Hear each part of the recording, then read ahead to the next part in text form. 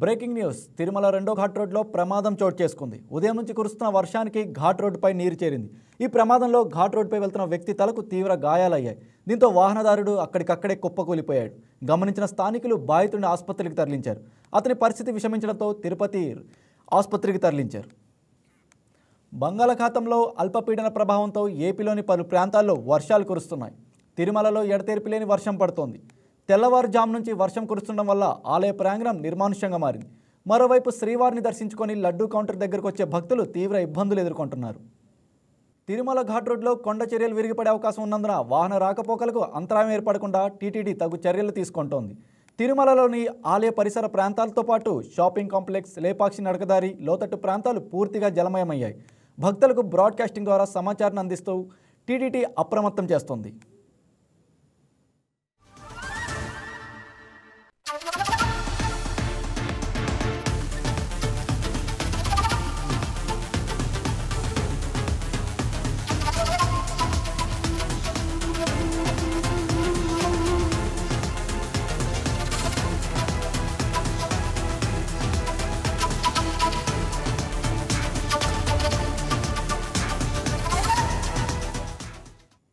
వర్షం కారణంగా చలి తీవ్రత పెరగడంతో వయోవృద్ధులు, చంటి పిల్లల తల్లులు ఇబ్బందులు పడుతున్నారు. ఈ కారణంగా భక్తులు అద్దె గదులకే పరిమితం అవుతున్నారు. వర్షం కారణంగా టీటీడీ అధికారులు శ్రీవారి పాదాలు, శిలాతోరణం, పాప వినాశన తీర్థాలకు భక్తులకు అనుమతి నిరాకరించారు.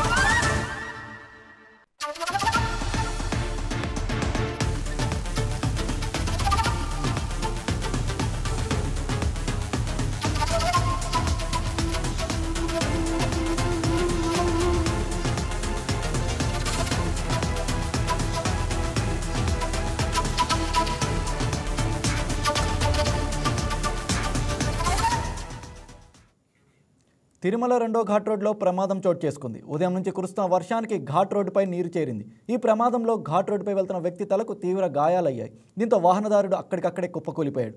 గమనించిన స్థానికులు బాధితుడిని ఆసుపత్రికి తరలించారు. అతని పరిస్థితి విషమించడంతో తిరుపతి రుయా ఆసుపత్రికి తరలించారు.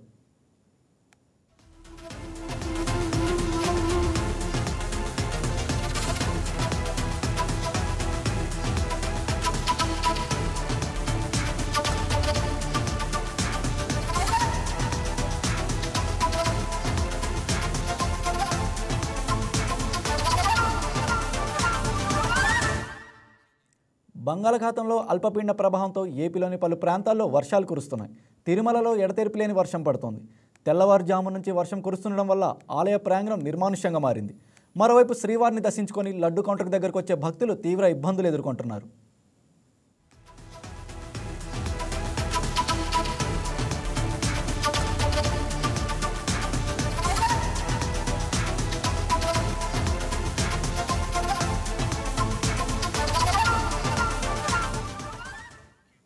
తిరుమల ఘాట్ రోడ్లో కొండ చర్యలు విరిగిపడే అవకాశం ఉందన్న వాహన రాకపోకలకు అంతరాయం ఏర్పడకుండా టీటీడీ తగు చర్యలు తీసుకుంటోంది.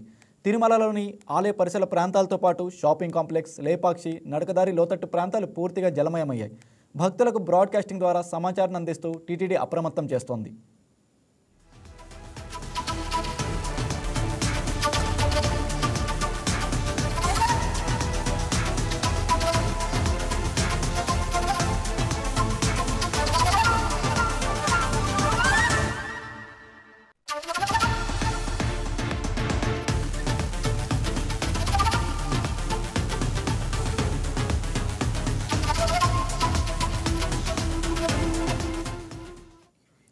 వర్షం కారణంగా చలి తీవ్రత పెరగడంతో వయోవృద్ధులు, చంటి పిల్లల తల్లులు ఇబ్బందులు పడుతున్నారు.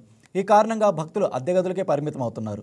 వర్షం కారణంగా టీటీడీ అధికారులు శ్రీవారి పాదాలు, శిలాతోరణం, పాప వినాశన తీర్థాలకు భక్తుల అనుమతి నిరాకరించారు.